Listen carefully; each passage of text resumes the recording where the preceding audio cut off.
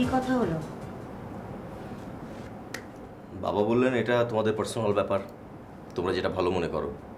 তবে আমরা নাতি নাতির মুখ দেখতে চাই। তার মানে কি দাঁড়াচ্ছে? মা চাচ্ছেন আমরা যেন খুব তাড়াতাড়ি বেবি নিয়ে নেই। বাবা তো মায়ের বিপক্ষে কথা বলতে গিয়ে একেবারে ধরা খেয়ে গেল। তুমি কি ভাবছো?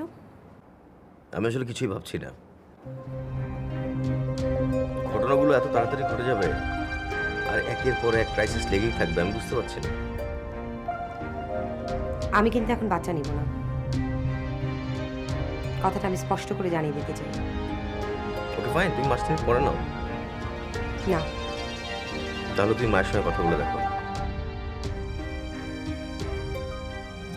আমরা বাচ্চা নিব কি নিব না সেটাও কি তোমার বাবা মা ঠিক করে দিবেন? এটা কি একটা লাইফ, তুমি বলো?